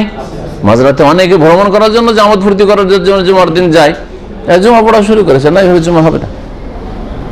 অনেক বছর আগে ওইরকম আমাদের একটা প্রোগ্রাম হয়েছিল, তো আমি যেহেতু মাসলা জানি, ভালো ভাই যার জরুরি ওরা এখানে জুমা পড়বেন না, জোহর পড়বেন। আমি গেলাম পাশে, ওখান থেকে 10-20 কিলোমিটার দূর, একটু গাড়িতে চলে গেলাম, গিয়ে জুমা পড়ে এলাম, আমার সাথে কিছু ভাইরা গেল, এরা করেছে ওইখানে জুমা পড়ে বসে আছে, এরকম জুমা হয় না, এইভাবে জুমা হয় না। কিন্তু যে ওই ফতোয়া কাজ করেছে, ভুল ফতোয়া, তা বুঝতে পেরেছেন? তা আশা করি বিষয়টা ক্লিয়ার। হ্যাঁ, 3 জনের জুমা হবে কখন? আপনার জুমা মসজিদ আছে গ্রামে, কিন্তু গ্রামের লোকের উপর ধরেন কেস, সব পলাতক, কোথায় পালিয়ে আছে কেউ নেই, 3টে বুড়ো লোক কোন রকম আছে গ্রামে, ওই 3 জনের একজন খুতবা দেবে, 2 জন শুনবে। এবার বোঝা গেছে? অলরেডি আছে, ওখানে গ্রাম আছে, লোকজন বসবাস করে, এইরকম হইতে হবে। বা নিরাপত্তা নেই, যুদ্ধের সময়, সেজন্য কেউ ভয় বাড়িতে বেরোয় না, বাড়ি থেকে বেরোয় না, 3 জন লোক সাহস করে বেরোলে জুমা পড়বো, আমরা পড়বে জুমা, 3 জনই পড়বে এই ক্ষেত্রে। আর এই না যে মরুভূমিতে 3 জন 4 জন থাকলে জমা পড়া শুরু করবে। তো এই ছিল দ্বিতীয় শর্ত, যে গ্রাম হইতে হবে, স্থায়ী বসবাসকারী লোকেরা হইতে হবে, আর না হলে শহর হইতে হবে। তৃতীয় শর্ত আইয়া তাকাদ্দামা খুতবা, তা নেই, জুমার আগে 2টো খুতবা, খুতবা ওলা প্রথম খুতবা, দ্বিতীয় খুতবা হইতে হবে জুমার নামাজের আগে। জুমার জন্য সর্বনিম্ন সংখ্যা মুসল্লিদের 3 জন পুরুষ মোকাল্লাফ, মানে যাদের উপর শরীয়তের দায়িত্ব চেপে গেছে, সাবালক হলেই হবে। হ্যাঁ, যদি ধরেন একটা 5 বছর 7 বছরের ছেলে, 5 বছর 7 বছরের ছেলে, আর দুটো হচ্ছে বড়, তাহলে হবে না তাদের মতে। আহরার, তারা যেন স্বাধীন হয়, গোলাম না হয়। মুস্তাউতানিন, আর তারা স্থায়ী বসবাসকারী হয়, বেদুইন না হয়। ওয়াম্মা ইশতিরাতুল আরবাইন, কোন কোন ফুকাহা যেমন ইমাম শাফির মতে 40 জনের শর্ত আছে, কোথাও জুমা করার জন্য 40-এর শর্ত আছে। আর একটা মত হচ্ছে 12 জন হইতে হবে। তো এই যে কথাগুলি রয়েছে, 40-এর হাদিস, ফাল হাদিস ও দাইফুন লা ইয়াসিহু, এই হাদিসটা দুর্বল, সহিহ নাই। 40-এর হাদিস যেটা রয়েছে সেটা হচ্ছে দুর্বল। আর 12-র দলিল নাই যে নবী করিম সাল্লাল্লাহু আলাইহি ওয়াসাল্লাম একবার জুমা পড়াচ্ছিলেন, আর সামদেশ থেকে কিছু খাবার এসেছিল, আর মদিনায় খুব অভাব ছিল, চিন্তা করলো যে যদি আমরা না নিই তো ইহুদিরা সব কিনে নিয়ে যাবে, মুনাফিক গুলো নিয়ে যাবে, আমরা তো কিছু খেতে পারবো, ছেলে মেয়ে কিছু খেতে, আবার মাসকে মাস হয়তো কিছু আসবেন সামদেশ থেকে, কি খাবো, কি খাওয়াবো ছেলে মেয়েদেরকে। ভাবছে খুতবাই তো চলছে, দৌড় দিয়ে সব চলে গেছে। মাত্র 12 জন ছিল, 12 জন সাহাবাই কেরাম ছিলেন, নবী করিম খুতবা দিচ্ছেন ওই সময়। সূরা জুমার শেষ অংশের আয়াতগুলি নাযিল হয়ে যায়। হ্যাঁ, ওয়াইযা রাআউ তিজারাতান আও লাহওয়ান ইনফাদু ইলাইহা ওয়া তারাকুকা কায়েমা, হে নবী তোমাকে দাঁড়ানো অবস্থায় খুতবায় ছেড়ে দিয়ে ওরা যখন ব্যবসা দেখে বা খেলাধুলা দেখে তখন ছুটেছে। তো আল্লাহ রাব্বুল আলামিন নিষেধ করলে যে এরকম কাজ করবে না, আল্লাহর উপর ভরসা করো, আল্লাহ খায়রুর রাযিকিন, আল্লাহ উত্তম রিজিক দাতা। তো ওখান থেকে কেউ দলিল নিয়েছে যেহেতু 12 জন, ওখানে কি 12 জনের কোনো শর্তের কথা আছে? 12 জন থেকে গেছিল, তাই বলে 12 জনই হইতে হবে? 5 জন 7 জন হলে জুমা হবে না? ওমান লা তাজিব আলাইহি সালাতুল জুমা কাল মারআতি ওয়াল মারিদ ওয়া সুকানিল বাদিয়া, যাদের উপর জুমা ফরজ নেই, যেমন স্ত্রী লোক, তারপর অসুস্থ, তারপরে যারা বেদুইন লোক। ওমান ফাতাতুল জুমাতুল উযরিন, আর যার জুমা ছুটে গেছে কোনো ওজরে, বাসে আসছিলেন, আপনি সফর করে রিয়াজ থেকে আসছেন, ভাবছেন বাসের রাইট টাইমে গিয়ে আমি জুমা পেয়ে যাবো, দামামে জুমা পেলেন না, ছুটে গেল, জুমা ছুটে গেল, আপনি তো বাসে তো আর জুমা পড়তে পারবেন না, তাহলে কি করবেন? ইউসাল্লুনা যোহরান 4 রাকাত, তারা সকলে যোহর নামাজ পড়বে 4 রাকাত। কারা? মহিলা যোহর পড়বে জুমার দিন। অসুস্থ মানুষ জুমা পড়তে যেতে পারলো না, কি করবে? যোহর পড়বে 4 রাকাত। যারা বেদুইন, যাযাবর, বকরি ছাগল চড়াচ্ছে, উট চড়াচ্ছে, মরুভূমিতে একা একজন আছে, মাঝরাতে রেখে দিয়েছে, কি করবে? জুমা পড়বে না যোহর পড়বে? কোনো গুনাহগার না, পড়বে, জুমাই ফরজ নেই, আসলে ওর উপর জুমাই ফরজ নাই, মহিলাদের মতো বা অসুস্থ লোকের মতো। ওয়াম্মা সালাতু 4 রাকাতিন যোহরান বাদাল জুমাত ফালা ইয়াজুজ। আর একটি মাসলা বলছেন, যে বিদআতটি ভারত, বাংলাদেশ, পাকিস্তানে আছে, সেটা হচ্ছে বাংলাদেশে বলে আখেরি জোহর পড়া, আর ভারতে উর্দু ভাষীরা আর পাকিস্তানে বলে এহতিয়াতি জোহর পড়া। কারণ হানাফি ফতোয়াতে আছে তাদের কাছে, হানাফি ফিকাতে, যে জুমা আর ঈদের জন্য শহর হইতে হবে, মিসর শহর হইতে হবে, মিসর মানে শহর, আর এমন শহর যেখানে ইসলামিক কাজী হইতে হবে, জজ ইসলামিক হইতে হবে, ইসলামিক রাষ্ট্র হইতে হবে। তো ইসলামিক রাষ্ট্র তো দুনিয়াতে সৌদি আরব ছাড়া নেই, তাহলে তো কোথাও হয় নাই মজা হবে, হ্যাঁ জুমাই হয় না, তাহলে হ্যাঁ বাইতুল মাকারমে জুমাও শুদ্ধ হবে না তাদের, যদি এরকমই শর্ত লাগানো হয়। আচ্ছা ধরলাম শহর, ইসলামিক স্টেট হোক আর না হোক শহর, তাহলে শহর হবে, গ্রামে হবে না তাদের কাছে। এই জন্য গ্রামে গঞ্জে হানাফি মতে জুমা নেই। হানাফি মতে যখন গ্রামে গঞ্জে জুমা নেই, তারপরে জুমা পড়ে না পড়ে না?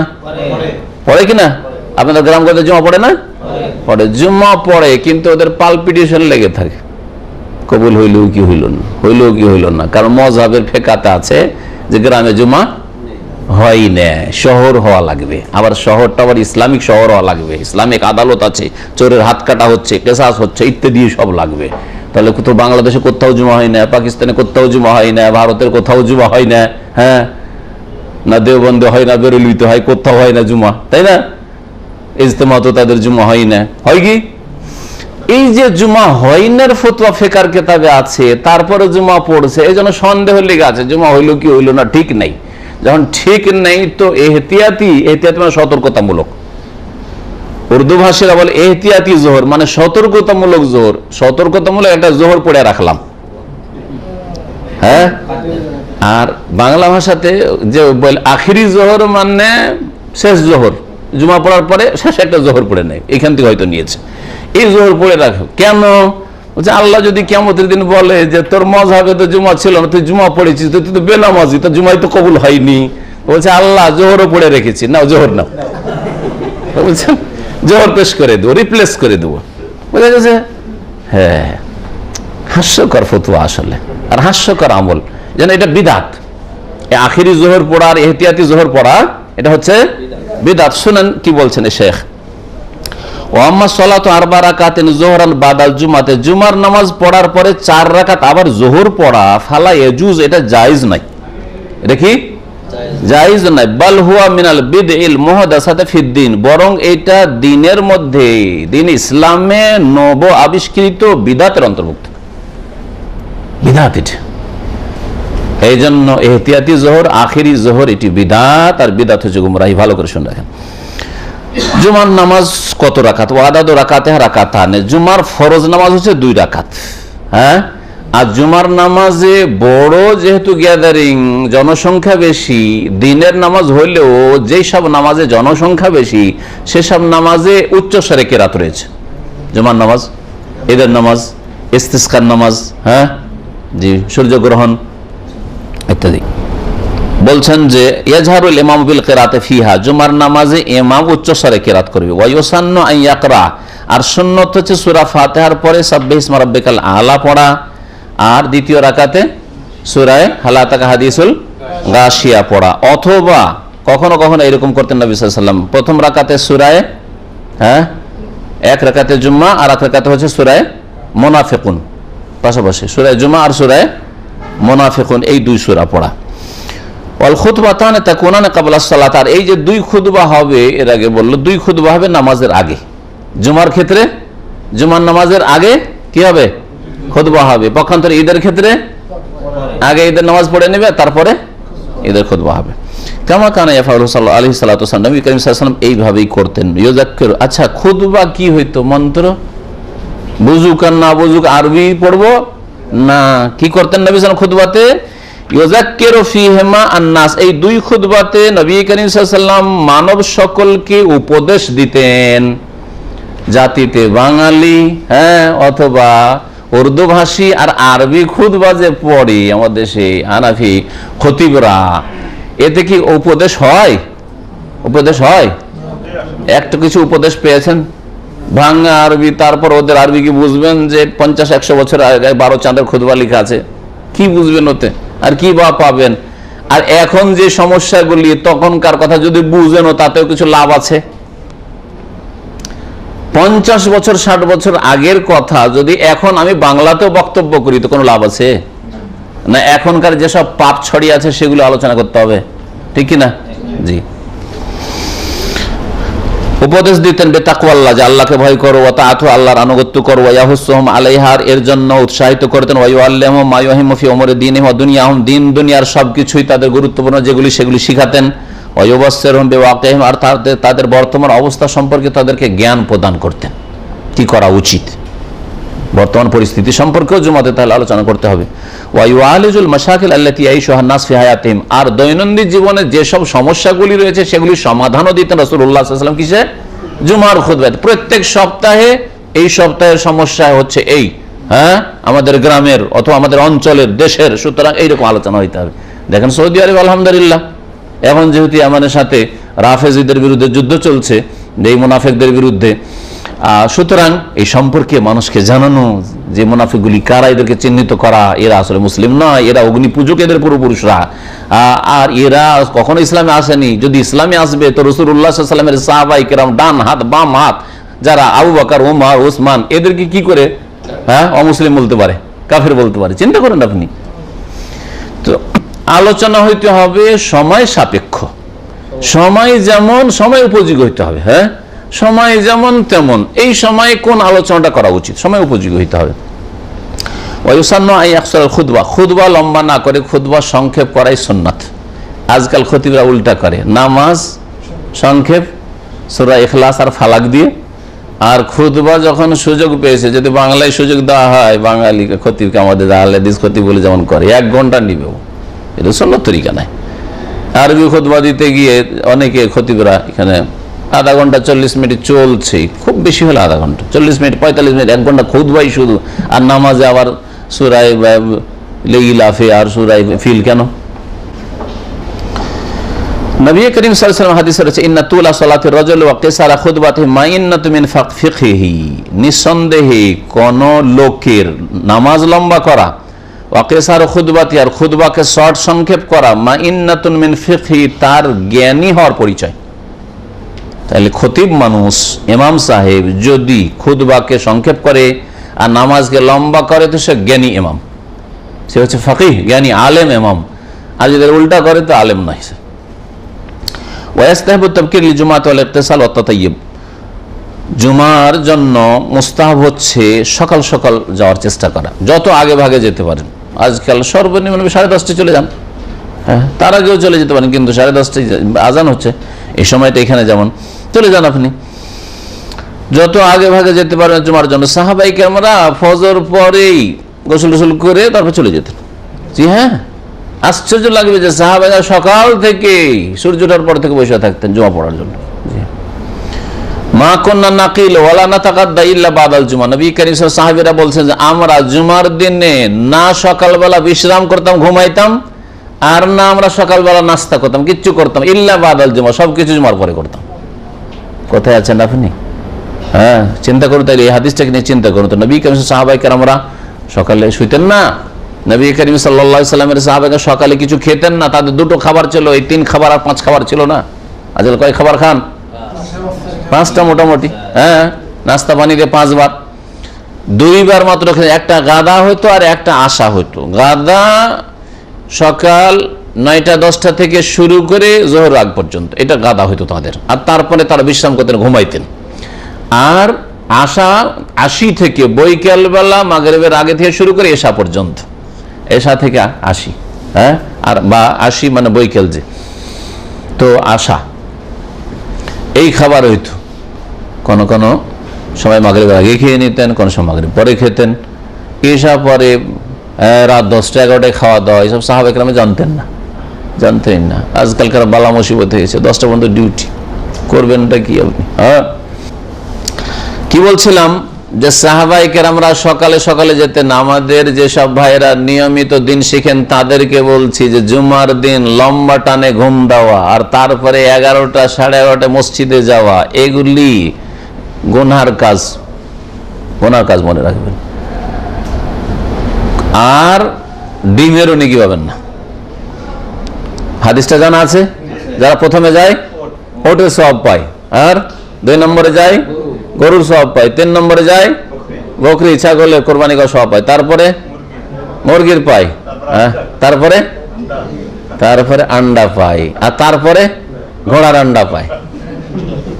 তারপরে কেউ যদি যায়, হ্যাঁ, তারপরে কেউ যায় খুতবা শুরু হওয়ার পরে যদি যায় তাহলে ঘোড়ার ডিম পায়। ভালো করে শুনে রাখেন, কারণ ডিমের কথাটা বলা হয়েছে, তারপরে বলা হয়েছে যখন খুতবা শুরু হয়ে যায় তখন ফেরেশতারা তাদের দফতরকে নোট যে করছিল, নাম নোট করছিল, মুড়িয়ে গুটিয়ে রেখে দেয়, তারপরে আস্তে মানুষ দেখে তারাও খুতবা শুনতে শুরু করে, এই জন্য ওয়াস্তাহিবু তাবকির লিল জুমা, জুমার জন্য সকাল সকাল শিগগির যাওয়া মুস্তাহাব। ওয়াল ইগতিসাল, গোসল করা সুন্নাতে মুআক্কাদা। ওয়াতাতাইয়্যিব সুগন্ধি লাগানো সুন্নত, ওয়া লুবসু আহসানিস সিয়াব আর ভালো ভালো কাপড় পরা, যেই কাপড়টা সবগুলি কাপড়ের মধ্যে সবচেয়ে ভালো ওইটা পরবেন জুমার দিনে। নতুন করতে হবে একবারে প্রতি জুমার জন্য না, কিন্তু আপনি দেখছেন আমার 5টা কাপড়, 5টা কাপড়ের মধ্যে যেটা সবচেয়ে ভালো, সবচেয়ে ভালো কাপড় ভালো মজলিসের জন্য, ঢেলা ঢালা কাপড়, তারপরে নতুন কাপড়, সুন্দর কাপড়, দামি কাপড়, দেখতে ভালো লাগে এইরকম। জি, ওয়ালাইসা লিল জুমাতি সুন্নাতুন ক্বাবলাহা মুহাদ্দাদাহ। এখন জুমার দিনের সুন্নাত অর্থাৎ জুমার নামাজের আগে সুন্নাত পরে সুন্নাত এই সম্পর্কে আলোচনা এই দিয়ে আমরা শেষ করে দেব ইনশাআল্লাহ। বলছেন যে জুমার সুন্নাত নামাজ জুমার পূর্বে কিছু নেই, জুমার পূর্বে কোন সুন্নাতের মুআক্কাদা নেই বা সুন্নাতের রাতে বা নেই, আছে শুধুমাত্র তাহিয়াতুল মসজিদ। মসজিদে গিয়ে বসবেন সেজন্য তার জন্য কি রয়েছে? তাহিয়াতুল মসজিদ। সেটা জুমার দিনও আছে আর যে কোনো সময় মসজিদে গেলেই যদি বসতে চান, ইযা দাখালা আহাদুকুমুল মসজিদা, তোমাদের কেউ যখন মসজিদে প্রবেশ করবে, ফালা ইয়াজলিস, অতক্ষণ বসবে না, হাত্তা ইউসাল্লি রাকাতাইন, যতক্ষণ পর্যন্ত 2 রাকাত না পড়ে নেবে। জুমার দিনেও যাচ্ছেন 2 রাকাত নামাজ পড়ে বসবেন, খুতবার আগে হোক খুতবা চলুক 2 রাকাত নামাজ পড়ে বসবেন। এই মাসা ভালো করে শুনে রাখেন। সহিহ বুখারীতে আছে, সাহাবী ঢুকছেন, দেখছেন নবী সাল্লাল্লাহু আলাইহি ওয়াসাল্লাম খুতবা শুরু করে দিয়েছেন, বসে যাচ্ছেন, বলছেন নামাজ পড়েছো? নামাজ পড়িনি। বলছে কম দাঁড়াও, ফাসাল্লি রাকাতাইন, নামাজ পড়ে বসো। তাহলে এই যে লাল বাতি জ্বালানো আর খুতবা চললে নামাজ তাহিয়াতুল মসজিদ পড়া যায় না, এটা সুন্নতের খেলাফ এবং রাসূলুল্লাহ সাল্লাল্লাহু আলাইহি ওয়াসাল্লামের সহিহ হাদিসকে অমান্য করা। আল্লাহ রাব্বুল আলামিন যেন আমাদেরকে বুঝার তৌফিক দান করেন। জুমার নামাজের পূর্বে কোন নির্ধারিত নির্দিষ্ট সুন্নাতে রাতে বানাই বা সুন্নাতে মুআক্কাদা নেই। বাল ইযা আতা ইলাল মসজিদে, বরং যখন মসজিদে আসবে, সাল্লা মা কুতিবা লাহু, প্রথম কথা তাহিয়াতুল মসজিদ পড়বে, যে কথাটা উল্লেখ করেন ভাষ্যকার। আর তারপরে যদি মনে হয় যে আমি আরো কিছু নামাজ পড়বো, তাহলে নফলের নিয়তে 2-2 পড়বে, সালাম ফিরবে, 2-2 পড়বে, সালাম ফিরবে। কারণ হাদিসে রয়েছে সুম্মা সাল্লা মা কুতিবা লাহু, যা তার জন্য ভাগ্যে লেখা আছে তা পড়লো। তাহলে আপনি 2, 4, 6, 8, 10, 12 পড়েন, অসুবিধা নেই, পড়তে থাকেন। অনেকে কোরআন তেলাওয়াত করতে জানেন না, যে সূরা কাহা পড়বেন, হ্যাঁ, বা কোরআনের কপি নেই, আমাদের দেশে কোরআনের কপি পাওয়া যায় না, মসজিদে গেছেন কোরআন নেই, তো বসে থাকে। এখন খুতবাও শুরু হয়নি যে শুনবেন, তো বসে থাকার চাইতে নামাজ পড়েন, বসে থাকার চাইতে নামাজ পড়েন। এইখানে অধিকাংশ আমাদের ভাষাভাষীরা কোরআনও তেলাওয়াত করতে পারে না, আর ওই 2 রাকাতের বেশি বা 4 রাকাতের বেশি নামাজও পড়বেন না, আর ওই 4 রাকাতে পড়ে কোন সেন্সে ওই জোহরের উপরে কিয়াস করে, জোহরের আগে 4 পড়ে, সেই জন্য এখানে 4 সুন্নত মনে করে। ভুল ধারণা, এই নামাজ পড়ে। আর তারপরে হা করে ফেল করে তাকায়, এদিকে দেখে ওইদিকে দেখে, দেখছে একটা এখানে 7 বছর 8 বছরের বাচ্চা কোরআন পড়ছে, আর ইয়ে হচ্ছে 50 বছরের পুরো পড়তে পারে না, আফসোসও লাগছে, আর তাকাচ্ছে এরকম। আর এইরকম ফেল করে তাকার চাইতে 2, 4, 6 রাকাত 8 রাকাত নফল পড়তেন, সব পেতেন। এরকম করে বসে থাকবেন এমনি ইবাদত বন্দেগীতে সময়টা কাটান। এক কথা আমার উদ্দেশ্য, হয় কোরআন তেলাওয়াত করেন আর না হলে নফল নামাজ পড়েন। যদি নফল নামাজ পড়া জরুরি নয়, কিন্তু এমনি বসে থাকার চাইতে আপনার কি করা ভালো। ও আম্মা বাদাহা, পক্ষান্তরে জুমার ফরজ নামাজের পরে 2টো অবস্থা আছে, মসজিদে পড়বেন না বাড়িতে পড়বেন। ফাইন সাল্লাহ ফিল মসজিদে, যদি সুন্নতগুলি মসজিদে পড়তে চান, সাল্লাহ 4 রাকাতিন, তাহলে 4 রাকাত নামাজ পড়বেন, 4 পড়েন, 2-2 পড়ে সালাম ফিরেন, 4 পড়েন। ওয়াইন সাল্লাহ ফিল বাইত, যদি বাড়িতে নামাজ পড়েন, সালাম ফেরার পরে তাসবিহ জিকির আজকার করলেন আর তারপরে মসজিদ থেকে বেরিয়ে চলে গেলেন। যদি বাড়িতে গিয়ে পড়তে চান, সাল্লা রাকাতাইনে, 2 রাকাত নামাজ পড়বেন, লে উরুদিল হাদিস ফি যালিকা, কারণ এই মর্মে এইভাবে হাদিস বর্ণিত হয়েছে। নবী করিম সাল্লাল্লাহু আলাইহি ওয়াসাল্লাম যখন বাড়িতে এসে পড়তেন, জুমা পড়িয়ে চলে আসলেন, বাড়িতে পড়তেন তখন 2 রাকাত পড়তেন, আর মসজিদে পড়লে 4 রাকাত পড়বে, এই হাদিস রয়েছে। একটা মাসলা শুধু বাকি জুমা সম্পর্কে, সেটা হচ্ছে যে জুমার নামাজে আপনার আসতে বিলম্ব হয়ে গেছে, আর আসলেন তখন 2য় রাকাতে রুকু শেষ হয়ে গেছে, এখন কি করবেন আপনি? হ্যাঁ, জামাতে লাগলেও আপনার জুমা হবে না, জামাতে লাগেন কিন্তু কি পড়তে হবে? তাহলে জুমা পাওয়ার জন্য সর্বনিম্ন 1 রাকাত পেতে হবে, আর 1 রাকাত সর্বনিম্ন পাওয়ার জন্য 2য় রাকাতে রুকু পেতে হবে। রুকু না পেলে রাকাত গণ্য হয় না, সুতরাং আপনাকে জোর পড়তে হবে। যদি আপনি বিনা কারণে ঘুমিয়েছিলেন, নাকে তেল দিয়ে আসতে লেট করেছেন, তাহলে জুম্মা ত্যাগকারীর যে গোনা হয় কাবিরা গোনা আপনি করলেন আপনি। আর যদি দেখা যায় যে না আমি সফরে ছিলাম, সফর থেকে এসে দাম্মাম খবরে ঢুকেছি, এখানে ঢুকেছি, মসজিদের কাছে আস্তে আস্তে দেখলাম যে ইমাম সাহেব দ্বিতীয় রাকাতে রুকু সেরে ফেলেছে, মসজিদে গেলে আপনি এখন কি পড়বেন? জোহর পড়বেন। যদি জামাতে লেগে যান। এখানে ইন্তজার করে, অনেকে যে ইন্তজার করার কোনো যুক্তি নেই, অপেক্ষা করবেন এর কোনো যুক্তি নেই। জামাতে লেগে যান, লেগে গিয়ে আপনি উঠে যান, আপনি 1 রাকাত পান ইমাম সাহেবের সাথে, সুতরাং 4 রাকাত জোহরের নিয়তে আপনি পড়ে নেন। আল্লাহু আলাম। বলছেন ওয়াতুদরাকু সালাতুল জুমআতি বিইদরাকি রাকাতিন ওয়াহিদা, জুমার নামাজ পাওয়া যাবে, হাসিল হবে 1 রাকাত সর্বনিম্ন পেলে, হ্যাঁ, মিনহা জুমার নামাজের। আম্মা ইযা লাম ইউদরিক রাকাতান, যদি 1 রাকাত না পাই, 1 রাকাত পেলেন না, ফাইন্নাহু ইউসাল্লিহা আরবান, তখন 4 রাকাত নামাজ পড়তে হবে, 4 রাকাত জোহরের নিয়তে নামাজ পড়তে হবে। এখানে আমাদের দর্শ শেষ হইল। আজকের দর্শে আলোচনা করলাম নামাজের ফরজ হওয়া এবং নামাজের গুরুত্ব সম্পর্কে, নামাজ ত্যাগকারীর সংক্ষিপ্ত বিধান সম্পর্কে, জামাতে নামাজ পড়া ফরজ পুরুষ লোকদের ওপর এই বিষয় সম্পর্কে, আর জুমার নামাজ সম্পর্কে। আল্লাহ রাব্বুল আলামিন যা কিছু বললাম তাতে আল্লাহ যেন বরকত দান করেন, যা কিছু আমরা শুনলাম তাতে যেন আল্লাহ বরকত দান করেন। আল্লাহ রাব্বুল আলামিন আমাদের সকলকে সংশোধন করার জন্য তৌফিক দান করেন, আমাদের আকীদা আমলের সংশোধনে তৌফিক দান করেন, ইবাদতের সংশোধনে তৌফিক দান করেন।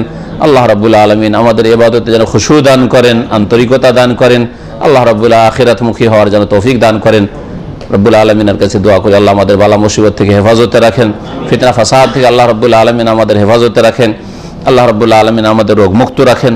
যেসব ভাই বোনেরা যেখানে আছেন মুমিন মুমিনাত, আল্লাহ তাদেরকে সহি সালামতে রাখেন। আল্লাহ রাব্বুল আলামিন আমাদের সকলকে জান্নাতুল ফিরদৌস দান করেন। সুবহান রাব্বিকা রাব্বিল ইজ্জাতি আম্মা ইয়াসিফুন ওয়া সালামুন আলাল মুরসালিন আলহামদুলিল্লাহি রাব্বিল আলামিন। কি প্রশ্ন?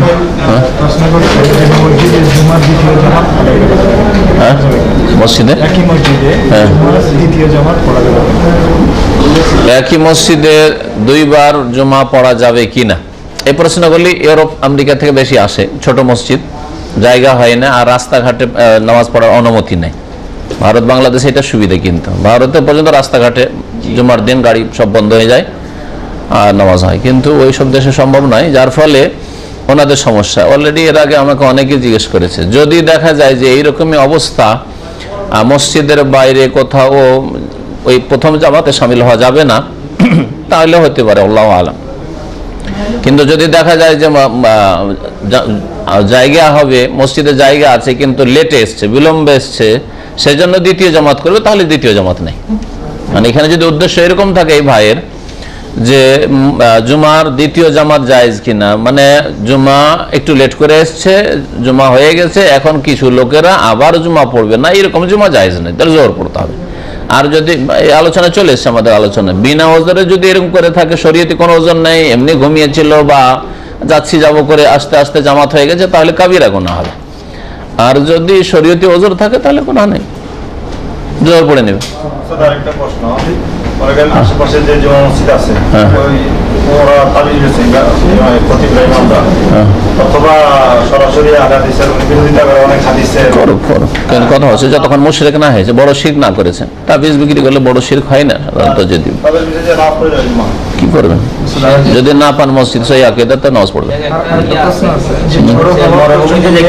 হ্যাঁ, থামে হাওয়া অথবা প্রচন্ড মেঘ দেখলে কি মসজিদে যেতে হবে? বিশেষ করে আমাদের দেশে গত কয়েকদিন ধরে বিকেল বা মাগরিবের এই সময় প্রচন্ড রকম ঝড় হচ্ছে, বিশেষ করে এটা ঢাকাতে।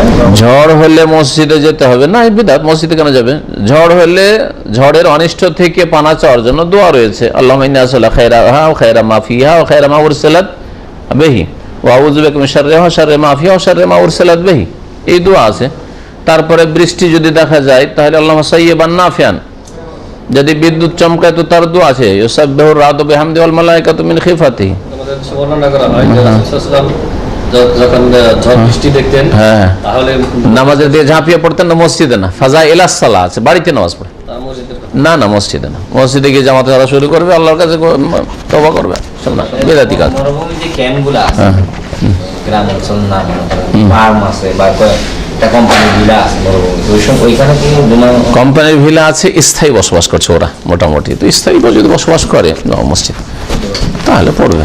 এখানে হাফন আমাদের বকরি আস্থা বলে এখানে পড়া স্থায়ী যদি বসবাস করে 25 জন বসবাস করে ওখানে জমা পড়া। আল্লাহু আলাম, যদি স্থায়ী বসবাস করে, বছরকে বছর বসবাস করছে, তো যাযাবরদের মতো হলো না। যাযাবর হচ্ছে 15 দিন 20 দিন 1 মাস 2 মাস থাকলে চলে গেল, এরকম যে মুকিম বলা যেত। আল্লাহ আরেকটা প্রশ্ন, যদি সফররত থাকে, মনে করেন মক্কা মদিনায় সফররত থাকলে জুমার দিন জমা পড়বে না জমা পড়বে? মুসাফিরের ওপরে জুমা নেই, জুমা নেই। তবে আর যদি দেখা যায় যে মসজিদ সামনে পাচ্ছে তো জমা পড়ে নেবে, জমা পড়া জমা পড়বে না। কন্টিনিউ সফর করে যেমন উমরার বাসের ড্রাইভার, তোমরা বসে থাকে, কিন্তু জুমার সময় তো বসে থাকে, জুমার সময় মক্কায় থাকে, ওই মুসাফির না। যে বসে আছে মুকিম মুসাফির। মুসাফির একটা হচ্ছে চলতি অবস্থায়, রাস্তায় চলছেন, আপনার জন্য ফরজ করা হয়নি যে আপনি রোড থেকে নেমে 5 কিলোমিটার যাবেন দিয়ে জুমা ধরবেন, এটা ফরজ করা হয়নি। কিন্তু এই লোক মক্কাতে বসে আছে সফর করে, মদিনায় বসে আছে অথবা তাইফে বসে আছে, শহরে আছে, নামাজ পড়তে হবে, আমাদের দেশের এরকম মুসাফির চলবে না। আমি জানছি যে সফররত অবস্থায় কোনো জমা নেই। যদি কোথাও কে সফর করতে যায়, কোথাও গেলে ওইখানে যদি 2-4 দিন থাকে তাও জমা করতে হবে না, জোর করবে। আবার ডিটেল চলে আসবে তার এলাকাতে বা চলে আসবে। নামাজ পড়বে। এখানে কি পড়লেন, যার উপরে জামাত ফরজ, মুসাফির জামাত ফরজ আছে। মুসাফির যেখানে মসজিদ পাবে জামাতে নামাজ পড়বে। মুসাফির গেছেন আর আপনি হোটেলে নামাজ পড়েন, মসজিদে যাবেন না, আপনি চলবে, জায়েজ, কখনো জায়েজ না। রিয়াদ যাওয়ার পথে প্রায় পেট্রোল পাম্পে দেখা যায় জুমার নামাজ হয়। ওখানে যদি আমাদের পিছু দেয়, বিশেষ করে আমার অনেক সময় গেছে, আমার তো জুমা চলবে। মসজিদ হলে স্থায়ী হয়ে গেছে, বসবাস স্থায়ী। ওই পেট্রোল পাম্পে তো জুমা যার উপরে ফরজ নেই, সে যদি জুমা পড়ে নেই তাহলে তার উপরে থেকে জোহর মাফ হয়ে গেল। যেমন মহিলারা জুমা পড়ে নিলে ওর তো জুমা ফরজ নেই, ওই রকমই আপনার হুকুম, বুঝা গেছে? জি। আমি প্রায় সময় সামনে স্কুলে গেলে জোহর নামাজ পড়তে পারি না, এখানে আসলে সামনে কাছে আমার এশারের নামাজের টাইম হয়ে যায়। এখন কি এশার নামাজের টাইম কি আমি কি আগে কি মাগরিব আদায় করি? আগে মাগরিব পড়বেন, মাগরিব এসে জমা করবেন, জামাতে কিন্তু যথাসাধ্য টাইমে নামাজ পড়ার চেষ্টা করবেন। যদি নিরুপায় একবারে হন তাহলে তখন মাগরিব এসে জমা করবেন। গাড়ি খোলা সামনে দেখলে গাড়ি সামনে রাখি যাওয়া যায় না, সামনে দেখে যাওয়া যায় না, চুরি হওয়ার ভয় আছে। সাইড খোলা যায়। হ্যাঁ, তো জমা করবেন, জোহর আসর জমা করবেন, না মাগরিব এসে জমা করবেন। জোহর আসর যদি এরকম ঘটে জোহর আসর জমা করবেন, মাগরিব এসা হইলে মাগরিব এসা করে জমা করা যাবে, জমা করার অবকাশ আছে। আইসা যদি মসজিদে দেখা যায় জামা শুরু গেলে এশারে এশারের জামাত চলতেছে, হ্যাঁ, তাহলে আর মাগরিব পড়ি নাই, আমি কাজা হয়ে গেছি। আগে তরতিব ঠিক রাখতে, আগে মাগরিব পড়তে হবে।